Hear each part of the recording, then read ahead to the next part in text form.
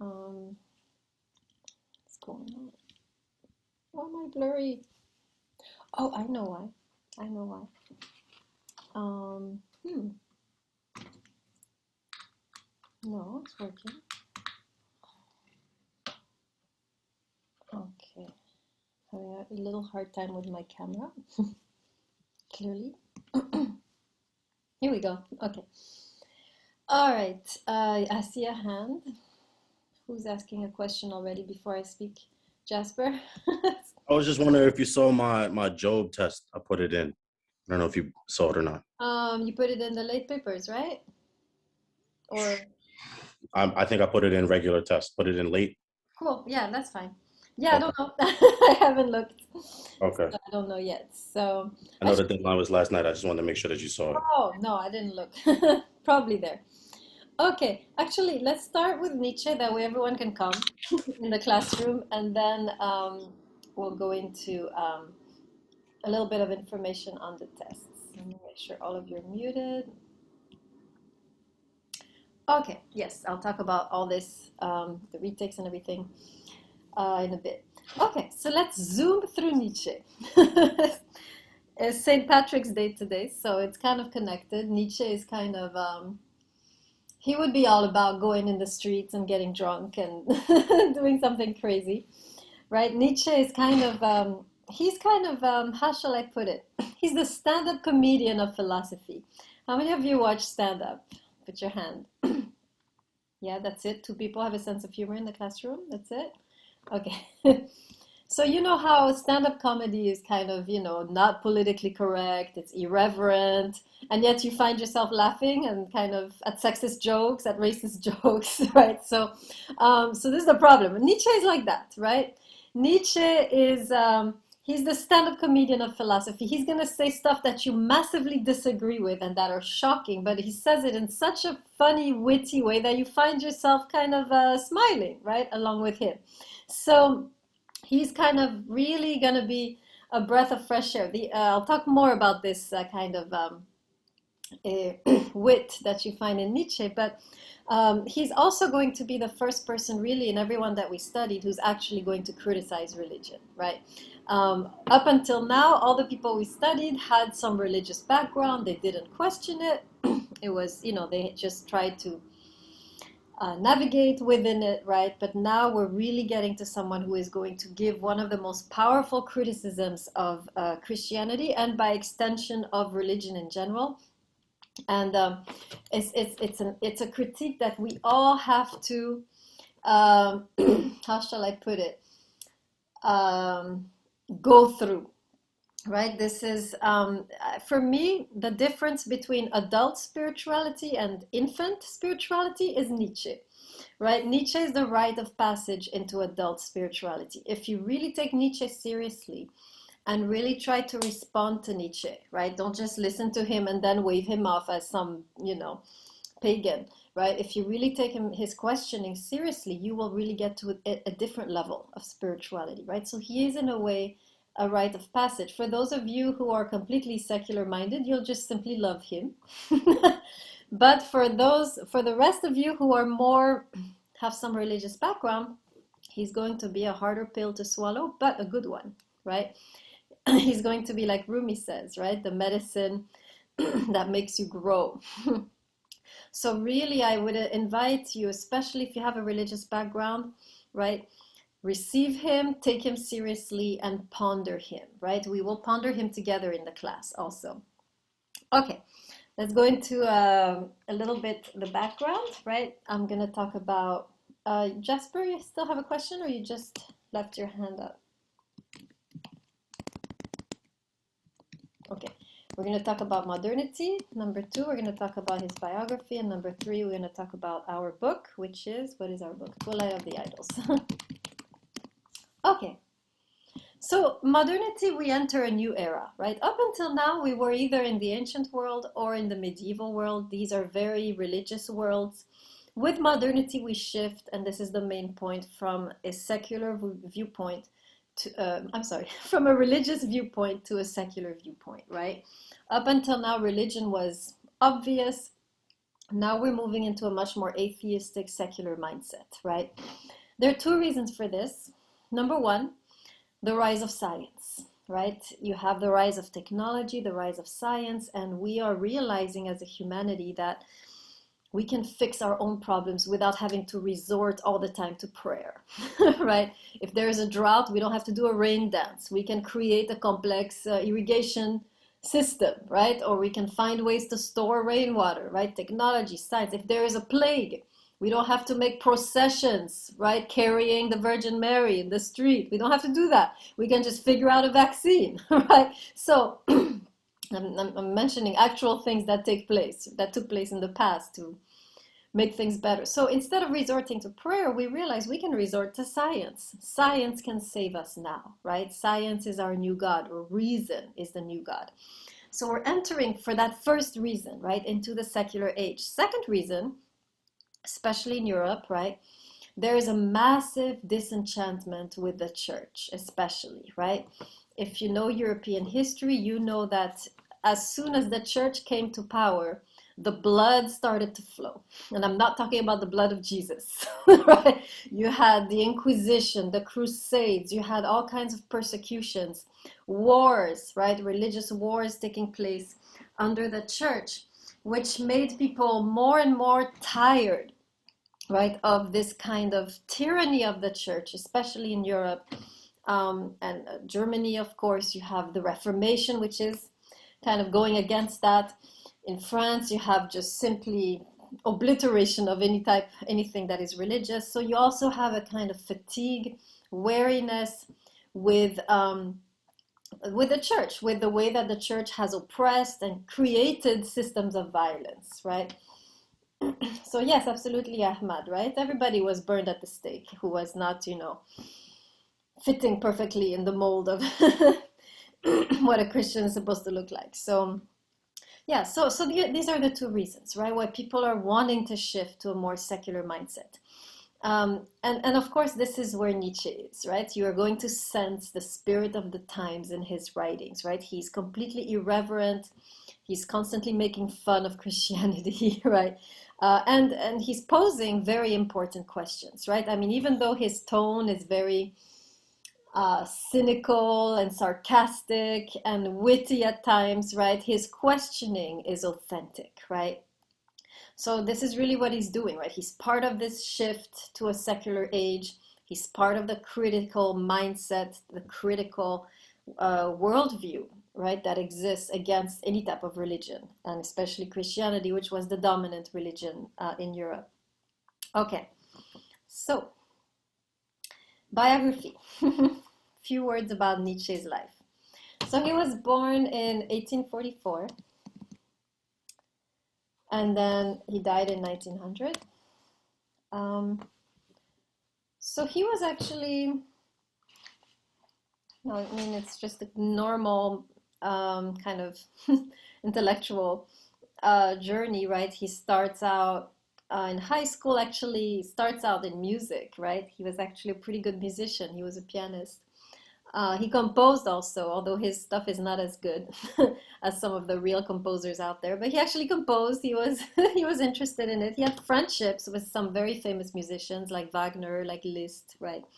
But eventually, right, in university, he decided to study classical languages. What I mean by that is Latin and Greek, and then theology, right? So he was still interested, right? He still had a pull towards religion. Within the second semester, however, he gave up the major of theology because he read a book, and this particular book, you can read it if you want to also. It's called The Life of Jesus by David Strauss. So this actually was a book that was critical of the Gospels. And in this book, the author is questioning whether the miracles of the Gospels are real, or whether they're just a fiction to draw people to Jesus or to draw people into the religion. So you create this kind of, fantasy stories about how powerful Jesus was, but maybe he was just a teacher, probably he says, right, David Strauss, just a teacher, and then the disciples or the writers of the Gospels embellished everything, and created this these stories where he walks on water or changes water to wine, right? This is all an imagination, fantasy to draw people into the faith, right? And Nietzsche was really convinced by this book, right? He's like, yeah, of course. We don't see miracles today. Why should they happen back then? It's not scientific, right? See the secular age, right? If it's not scientific, if it doesn't fit within the categories of reason, it doesn't exist, right? So that was a general attitude. So he gives up on theology, continues in Latin, Greek, classical stuff, right? He never finishes his doctorate because the war breaks out. This is a war between Germany and France. And at the war, this is the end of him, right? He contracts so many diseases. He's very reckless, right, in his days of war. And I think this is what eventually finished him off, right? He had he had like syphilis, dysentery, diphtheria, I mean, so many, right? And when he came out of the war, he just was a different man, right? And I think it's only a few years later, right, that let's see, about 10 years later, right, his health continues to deteriorate and he dies, right, 10 years after the war. So it doesn't stop him from being full of life in his writings, right? If you read his writings, there is a vitality there, which is really characteristic of Nietzsche. It's a very powerful writer, right? And in fact, most of his books he writes when he was sick, actually, right? He started to degenerate. He started to get worse, right, in terms of his illnesses around 1872, and this is when he wrote most of his books, right? This is really, in fact, even within the last year, he was writing so much, right? So it's a paradox, right? The vitality of the work that he's writing and the deterioration of his health as he is writing these books, right? So you can see already that Nietzsche had a first-hand experience with suffering, right? He was somebody who was always sick, always in a wheelchair, right? Never could really lead a normal life and died pretty young, right? If you look, he was like 50 something, right? So one of the reasons he's so critical of Christianity has to do with this suffering, right? I want to emphasize that, so that if you're a Christian and you read Nietzsche, you can read him compassionately, right? This is the issue, the main issue that Nietzsche, I believe, has with Christianity, is that for him, right, he's suffering, he wants some kind of, he has questions, he's struggling, right, with this illness, and for him, Christianity only escapes, avoids the question, right? The way that Christianity has approached suffering has been to escape it. And this is how it does it, according to Nietzsche, right? The Christianity goes to the suffering poor, right? And says, well, don't worry, you're suffering now, but in the afterlife, you'll be good, right? So this whole idea that it doesn't matter now that you're suffering, that eventually anyways, you'll die and go to heaven, and that's the real life.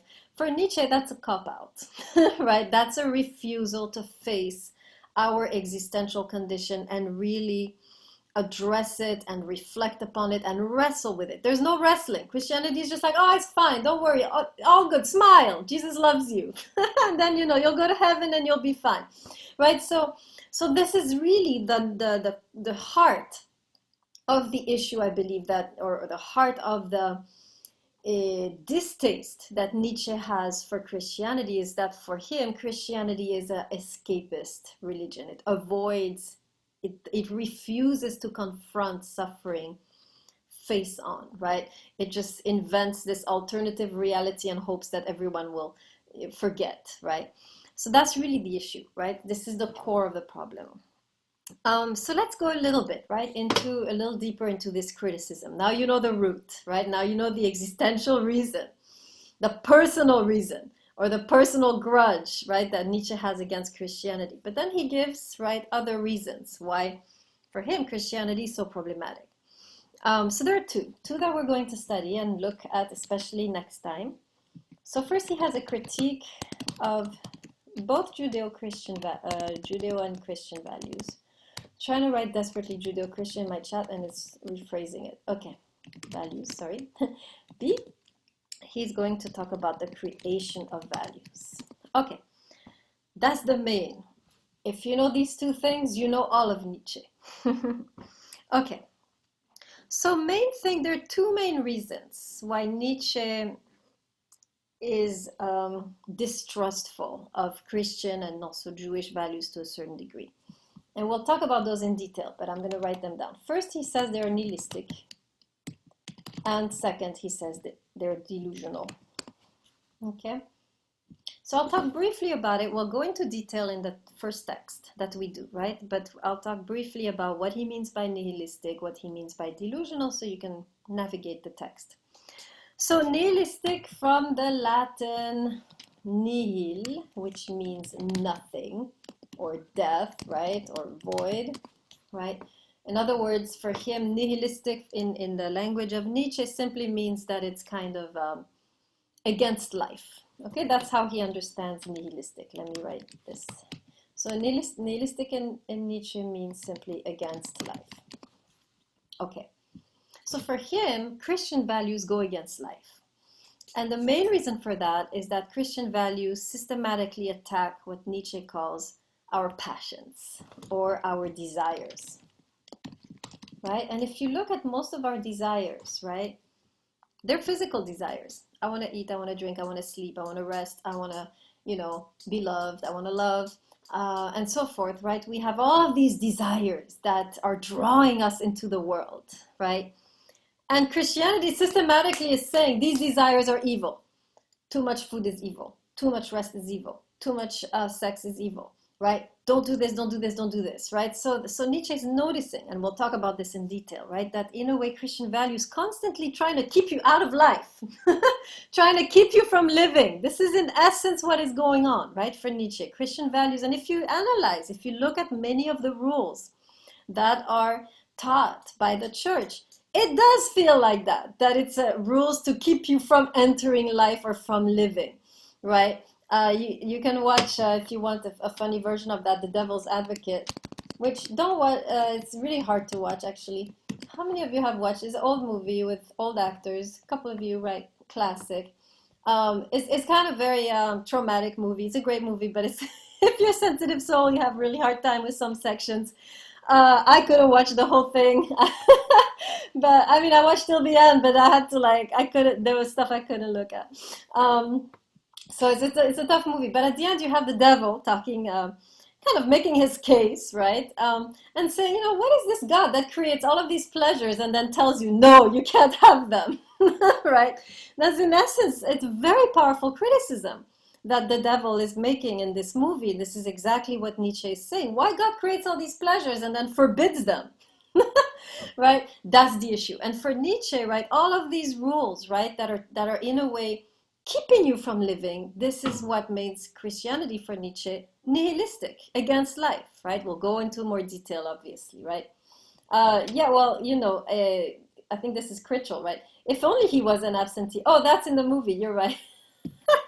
I was going to say, if only he was an absentee landlord and left us to our own devices. It's not the case. He sets the rules and then goes and leaves us here with all of these, scary rules. So if you want kind of a Nietzschean twist or kind of a Nietzschean movie, I think The Devil's Advocate is a very good place to start. If you're a sensitive soul, I apologize. I understand. You can just close your eyes when the bad parts come on. So that's the first criticism, which we'll talk about. And if you come from a Christian background, you might already see a little bit what Nietzsche means, right? Okay, second thing, delusional, right? And this is what I mentioned before. For him, Christianity has created this alternative reality of heaven and hell, right? They don't exist. We don't know. No proof, no argument. They just created those, right? And Nietzsche says, yeah, they created this in order to escape reality, right? Especially the construct of heaven, right? So he's saying this is just a way to avoid life, right? This is just a way to, it's a cop-out, right? He's kind of accusing Christianity of being a massive collective cop-out and refusing to face reality and instead creating an alternative reality that is really all that matters, right? And this reality doesn't matter. And for him, that's delusional. This heaven that Christianity talks about, no proof, right? Mass delusion, according to Nietzsche. Collective lie. And we're going to talk about that, right? What he means by that and so forth. So those are the two main criticisms. By the way, I will be taking time from now till the end of the semester to respond to Nietzsche, right? Where I'm setting here that I'm setting the stage. These questions are going to obsess us, right, until the end of the semester. Philosophers have wrestled with Nietzsche up until today, right, on some of these questions because his points are just so difficult to, to circumvent. It's very, there is such truth in what he's saying. It's very difficult to respond and still, it's very difficult for Christianity to save face, I think. It's possible, but it's hard, right? I really believe it's possible. And when we study philosophers like Marcel, or who is coming next, and Levinas after that, we're going to begin to respond to some of these criticisms. I think you can respond to Nietzsche, right? Nietzsche is not, I mean, his tone is just so pleasant that you just want to believe everything he says, right? And mostly his questions are excellent questions, right? But then you want to be able to respond. It's not enough to just hear him out. We have to also reflect and respond to what he's saying. So a lot of what I'll be doing till the end of the semester is beginning to respond to some of these criticisms. But right now, I'm just laying them out. I'm going to be your Nietzsche interpreter. So I'm just going to speak like he would speak, right? Okay. So these are the two main issues, right? Any questions so far on the two criticisms that he has towards Christianity? Everyone good? Okay, great. All right, so let's go into his briefly, because we'll go into more detail. So Nietzsche actually doesn't just leave us hanging. After he has destroyed Judeo-Christian values, right? He doesn't just say, okay, anything goes, right? What's this movie called? The Purge. The Purge 1, 2, and 3, right? When anything is possible. He's not leaving us in that state, right? He's saying that we now need to get to a point where we create our own values, right? So hold on, I see a question. Nihilistic is not, what do you mean, Ahmad? I don't understand your question.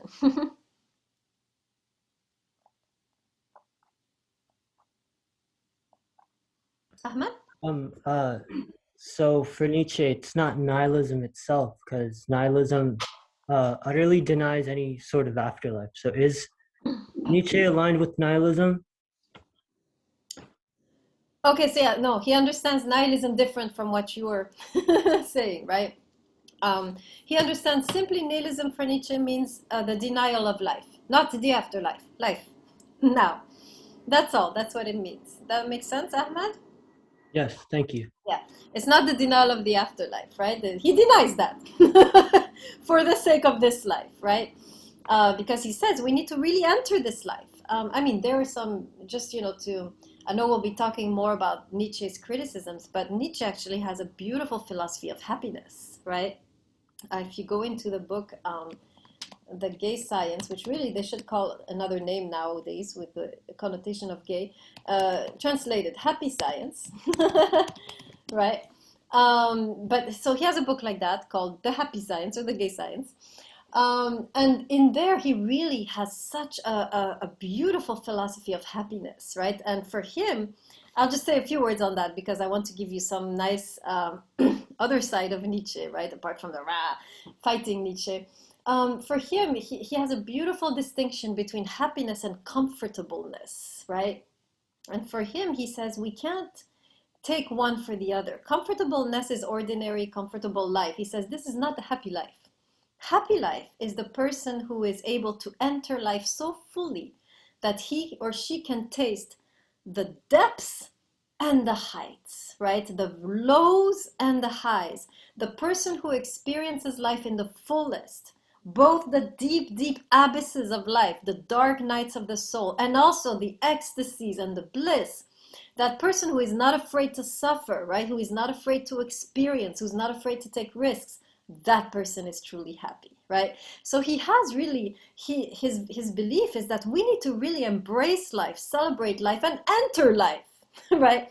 And one of his criticisms of Christianity is that it's always kind of keeping us on the shore of life, right? We're never really able to truly engage with life because everything is forbidden, number one, and number two, because this life doesn't seem to matter, right? So he has a point, honestly. Right? I really think he has a point. Right, so this is one of the issues of Christianity, at least what it has become. What I'm going to show next time is that when you go to the original text of Christianity, you don't have this, right? The teachings of Jesus are not nihilistic in the Nietzschean sense, and we're going to look at that. But for now, he's right. Christianity, as it is taught even today, is a massive kind of like, don't live. It's instilling the fear of really living, right? There is a lot of fear in the teachings of Christianity. I know, because I grew up in that community. So it's true, right? Nietzsche is right. So he is proposing now against this kind of, if we get rid of Christian values, which for him are nihilistic, we need to find new values, right? So we're going to talk about how he proposes to do that, right? For him, it is very important to create new values now that we've done away with the old, right? You can't just engage with life and just do whatever. And we'll see actually that the way he does that is to go back to the ancient Greeks, right?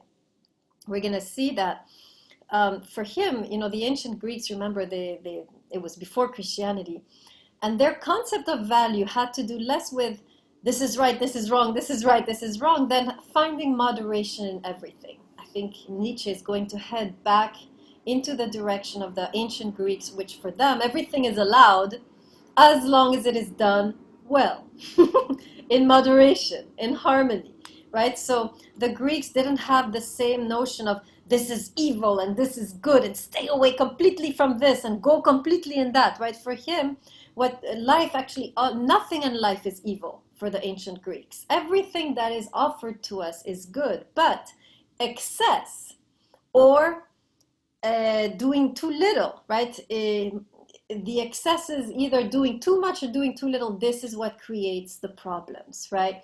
When you, so for example, he might say, alcohol, right? Let's take wine, right? So many religions say no alcohol ever. The ancient Greeks would say no alcohol, but in moderation. Don't become a drunk, right? But also don't never drink. You're going to become, it's bad too, right? Or take the example of yeah, you could take the example of sex also, right? Many religions forbidden until, the Greeks would say everything is allowed, but in moderation. Don't become a slave to your passion, right? So that would be kind of where Nietzsche will be heading, right? He'll be heading back to the ancient Greeks, talking about, and we'll talk more about this, right? How do we create our new morality, a new compass for ourselves based on the ancient Greeks? The ancient Greek ideal of harmony and moderation. We're going to talk about that. Okay, cool. Last thing about the writing style. So I told you, right? He is stand-up comedian. So he is supposed to shock you, but he does it in such a witty way that you find yourself kind of, wanting to be his friend, even if you disagree completely with what he's saying. This is only possible if you have a sense of humor. So if you don't have one, quickly develop one before you read Nietzsche, otherwise you're not going to survive. Right? You have to have a degree, a certain kind of sense of, a little amount of sense of humor, a minimum, right? To really enjoy Nietzsche. If you're too straight-laced, if you take yourself too seriously, or if you take your faith too seriously, you're not going to have a good time. So you want to have a good time. Remember, right? We saw this with Maimonides, right? Questions are good, right? We want to question. We want to really know the truth, right? We don't want to be stuck with idols, right? We don't want to be stuck with rigid representations of who God is, right? Anytime we think we know what is true, we are sinning the sin of idolatry, right? Because we can never know. We can never know for sure. Boom, it's like this. This is an idol. Boom, it's like this, right? So what's good about Nietzsche, see him like this. I don't think Nietzsche is endangering God, right? God is not endangered by what we are doing. Nietzsche is endangering your idols. Are you following me on this? Put your hand in the screen if you see that, right? God is not impressed, right? God can find, there's nobody can touch him, right? But our idols are going to be offended, right? How can you say this, right? And so just see Nietzsche like this. He is doing you a favor. He's breaking your idols. He's breaking your narrow concepts of what it means to be human, who God is, what God wants, what is Christianity, what is Judaism, right? So of course you're going to feel offended because we love our idols, right? But really see Nietzsche as some big, healthy Mr. Clean, right? You know Mr. Clean, guys? Is this okay? One of you? Great. Look it up otherwise, right? He's just scourging your life from idols, right? Really see him as a friend who's kind of making you think and making you kind of expand, go deeper, right? For my part, Nietzsche has really helped me go deeper, right, in my own faith. I would still be nursing at my mother's, if I wasn't going through Nietzsche in terms of spirituality, right? So he's very healthy. I'll put it like this, very healthy experience. And whenever you feel offended, just remember what's happening is your idol is beginning to crack. And this is a good thing, right? So enjoy being offended.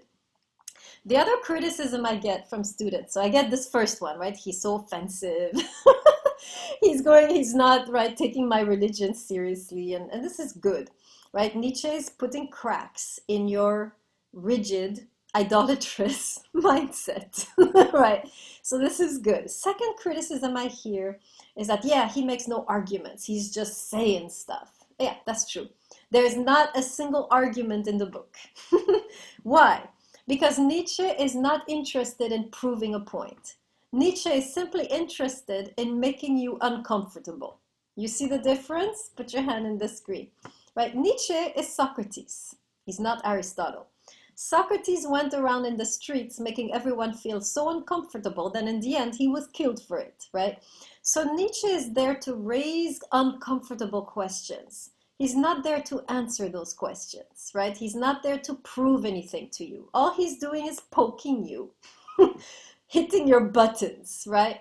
And that's all that like Socrates, right? And remember, Socrates prided himself in never having taught anything. Nietzsche is the same. He doesn't teach. He pokes, right? And the goal, of course, that Nietzsche has in mind, I believe, is for us to begin thinking through our own faith, right?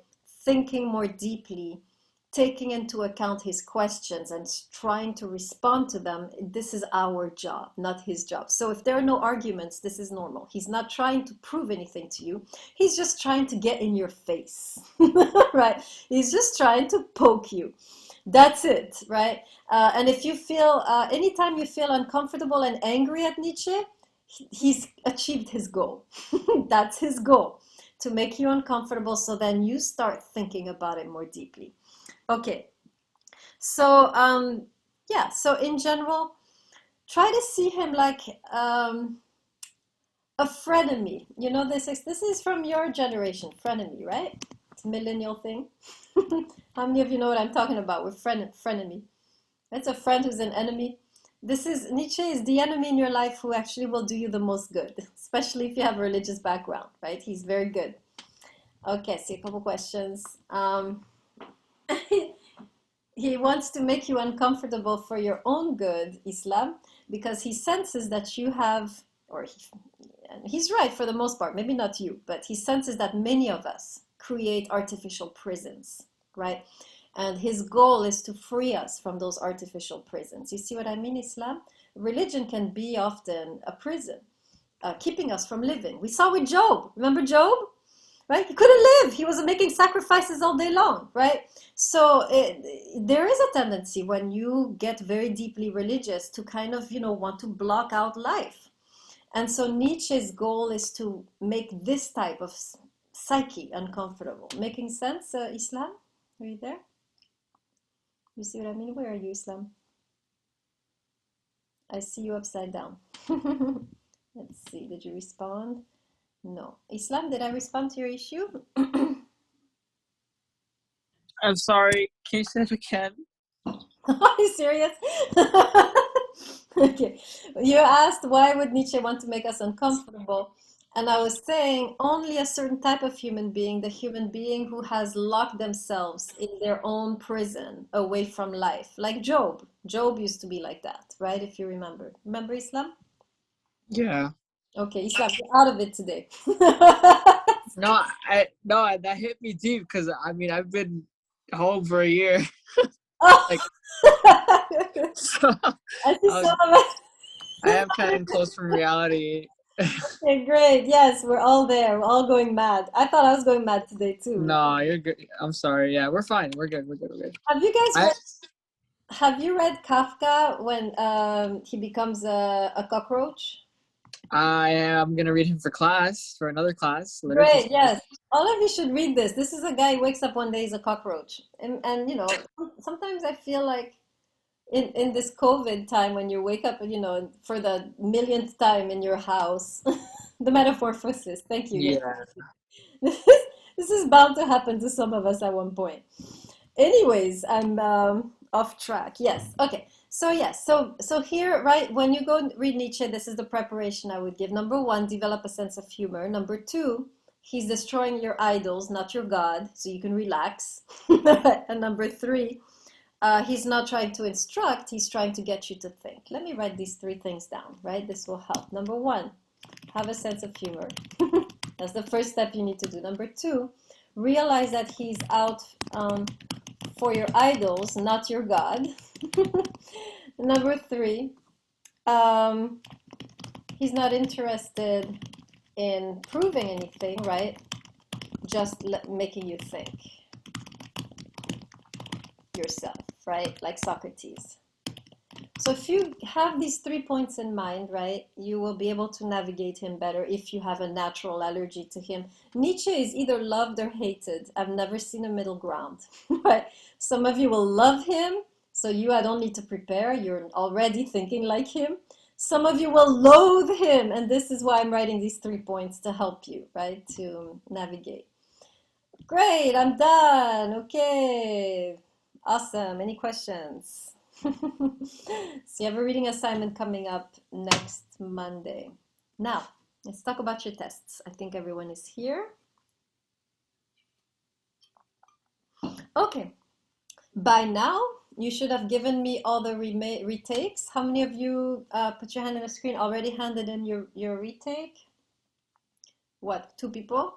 1 person? Turn on your faces, guys. Pinto, Pelico, Ahmad. I can't communicate if I don't see you. Here, okay, I'm reading the list of the people that I'm recommending that you retake it. Al Haddai, are you here? Ah, yes, we talked. We talked, right? So we're good. Al Mulaiki, are you here? No. Amasan disappeared. Cueva, are you here? Yes. Have you redone it yet, Cueva? Are you going to, right? Yes, good.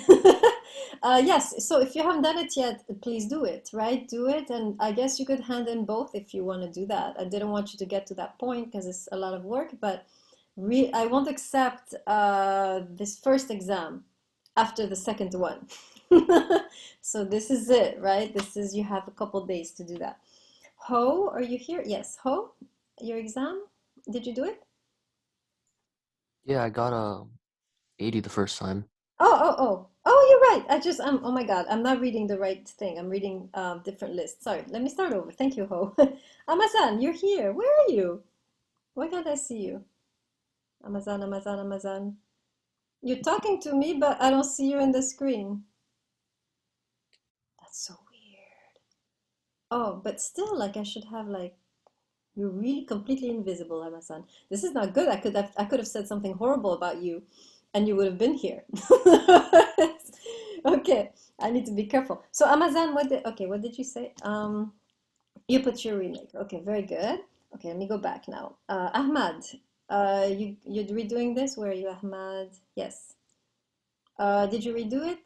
I sent it to you by email and also uploaded it. It's there. Okay, great. I'm just going through everyone. I haven't graded anything yet. Let's see. Castaneda? Yeah, Professor, I sent it to you by email as well. I saw that. And you put it also in the folder, right? That's what I matters. don't think I did, but I'll do it later. Yes, please. That's all I'm looking at. My email, it falls into oblivion. So it's not reliable, the email. The folder is more reliable. Castaneda, are you here? Ah, there you Yes, are. Professor. I did the test. I just have to upload it. But just one question: do I upload it on the test file or the late work? Yeah, ideally, guys, since you're kind of late, why don't you put it in the late work? Because then you guys will bring me the test too, right? And I'm gonna be in a Yeah. So that was my question. Might get mixed with yeah. the second test. Yes, please do the first, although it doesn't matter too much, actually. You know, it doesn't matter. In the test or in the late, I'll eventually get to them. Yeah, Okay. actually. Although ideally, right, I'll just say it. I prefer if you put test one in the late and test two in the tests. Okay. That way it's a little easier for me. Okay, so let me put that in the chat. So test one, please, in the late, and then test two in the tests. Yeah, the folders, right? Good question. Okay, let me go down my list. Al-Mulaiki. Argitis, are you here, Argitis? Argitis. No? Okay. Castaneda. Cueva, did I just talk to you? Yes, sorry. Okay, I got you. Ibatulin? Ibatulin, are you here? Yeah, I'll put it in the late folder probably like tonight or tomorrow. Awesome, awesome. Islam? I will do it. I just don't know how to edit my writing. Oh, you want to stay after class? I'll tell you. Yeah, that would be cool. Any of you like are confused, right, about how to do this? Just stay after class today, okay? I'll look at it with you. Jaramillo, you here? No. Excuse me, Professor? Jaramillo, you here? No, I'm Jasper.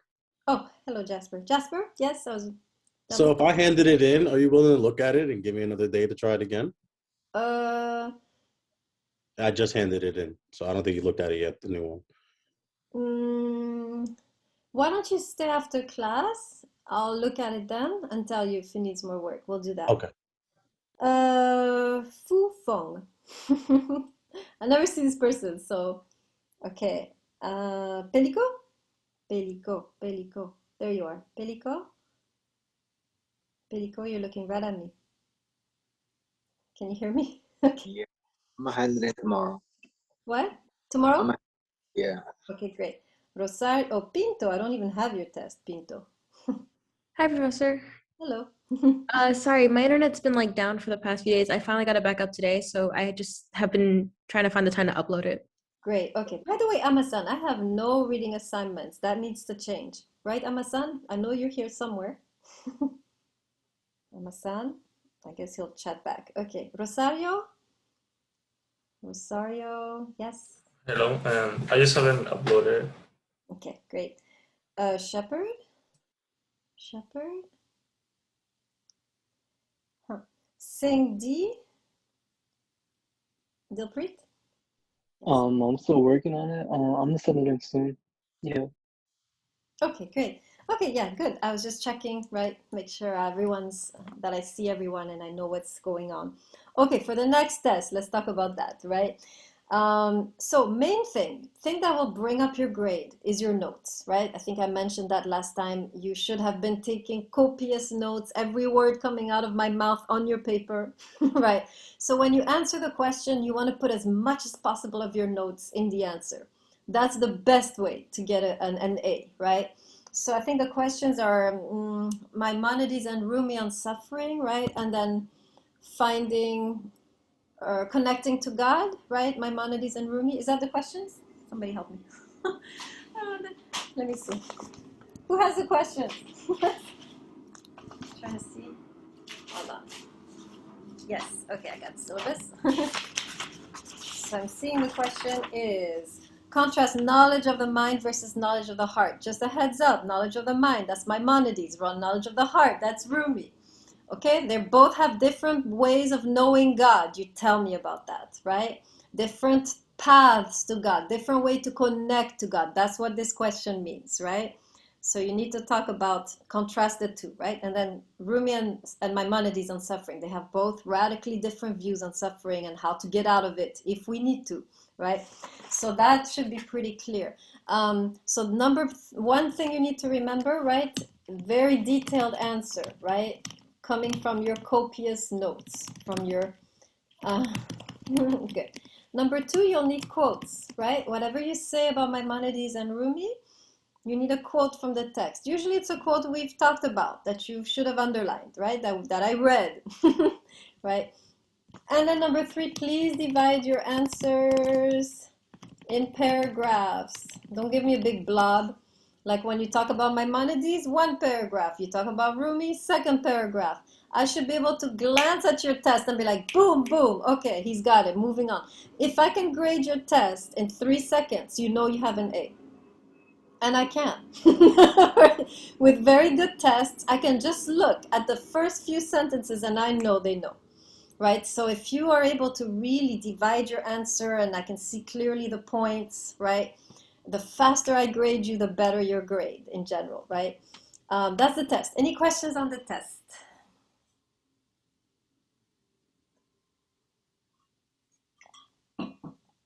Okay, your essay, very simple. Oh, by the way, the test, point 4, I get 1 page single-spaced for each question. You need to have at least 1 page, right? If you do less, you're taking a risk. Okay, now the essay, 1.5 pages, single-spaced, right? And this is really, remember, it's you all did good actually with the first part of the essay, which is telling me your spiritual journey, where you are, right? What you need to do now is pick a specific problem you've been grappling with spiritually, right? Pick something that you're doubting, that you're questioning, and then what did you learn this time? From Maimonides, from Rumi? Was there anything in the authors that we studied that excited you, that kind of awakened you, that gave you, or maybe that depressed you or angered you? I'm fine with negative emotions too. Whatever created an emotion, right? You tell me about that, right? So good essays usually have one problem and one philosopher kind of responding to it, but you can use both, right? So it's really you kind of sorting out a question you've had in light of what we just studied, right? So for example, I'll give you an example. Suppose you've been going through a tough time, you've gone through a lot of suffering past few months, and now you're like, oh, I loved it when Maimonides said this, and I loved it when Rumi said this about suffering, and it made me, right? Something very personal, how you got something out of the class for the issue you've been grappling with. Does that make sense for the essay? Put your hand on the screen if you're following. Okay, great. And then it's 1.5 pages single-spaced, which you put in the essays folder. Okay, see a couple things. Yeah, Islam, exactly, right? You put the notes from the class in the essay. Nothing else. No thinking, no reflect. I don't want nobody to be thinking during these exams, right? Just stupidly take the notes and put it in the answer. You think during the personal essay, right? In the exam, I don't expect you to be creative. I don't expect you to be reflective. Just I expect you to be a bunch of robots putting the notes into your test, right? In fact, the stupider you are, the better you'll get at the exam, right? You have to be a little stupid to get an A in the exam. Very good. Yeah, you were thinking too hard, exactly. A lot of you were just thinking. Stop thinking. Who's asking you to think, right? You can think in the personal essay. There you can think. In the test, I want to see a bunch of morons putting the notes in the test. Great. Yes, you have to be dumb and follow the rules. There you go. You got it, Islam. Okay. Let me talk a little bit about the Seek reviews. Oh, hello, Amazon. You just appeared. I'm going to talk about the Seek review. So if you're not a Seek person, you can go. The rest of you, please stay. So yeah, so you're dismissed, unseek people. And Seek students, please stay behind. And I'm going to talk to you about the review sessions that we're trying to make it a little more organized.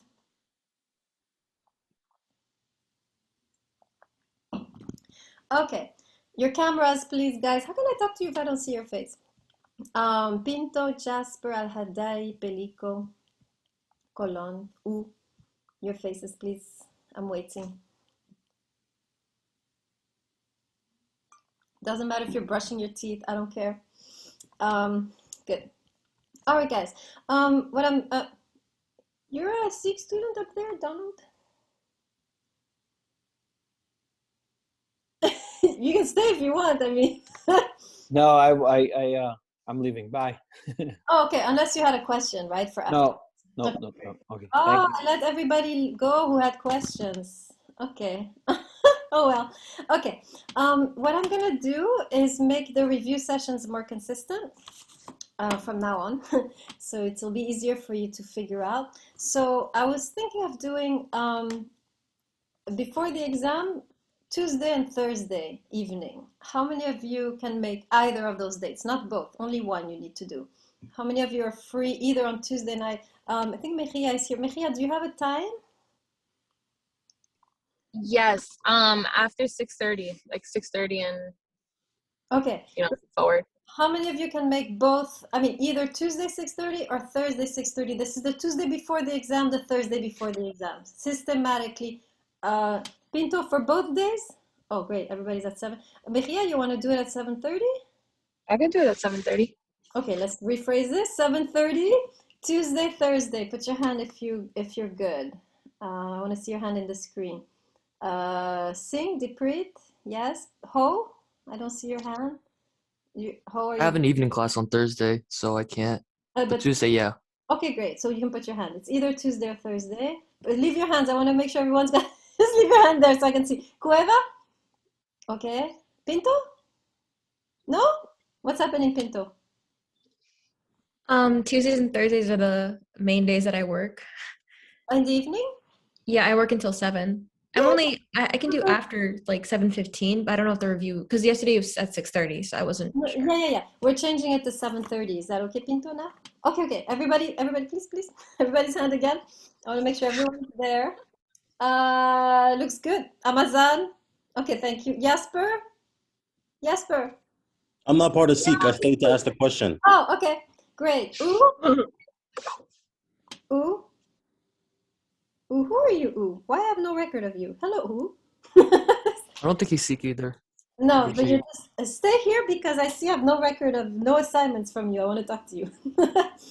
Okay, awesome, Sikh people. So, Mejia, the next review is Thursday at 7:30? Yeah. Okay. So I'm gonna send the updated syllabus tonight. Okay. That way we could just have it there and you could upload it on Blackboard. Yes. Okay, so from now on, systematically, you know you have either Tuesday or Thursday, 7:30. You have to show up to 1 to be able to take the test. Are we good? Everybody clear? Hand in the screen? Yes, awesome. Okay, perfect. Okay, I'm good. Whoever wants to stay. Pinto? Yeah, I sorry, I'm just curious. We have to take the test together in the review? No, you just review for the test in the review. Oh, okay, I was confused, sorry. And then you take the test, but I was telling you guys I won't accept your test unless I have proof that you went to the review. That's it. Yes. Okay, great. Okay, whoever needs to stay, and ask about how to do the new test, or how to do the old test, you can stay, right? I'll help you. Bye. Oh, bye. See you, Mejia. Thank you. Okay, let's see. Okay.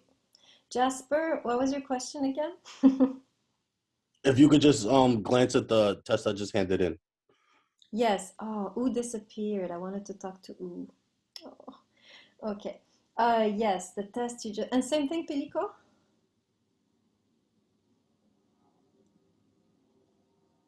Pelico? Yeah, the same thing. Okay, but you didn't hand it in yet, right? Yeah, I didn't have it in. So you want to know about your old test? Yeah. Okay. Let me see if I can find. Oh gosh, I have to stop the recording. Oh my God. Okay.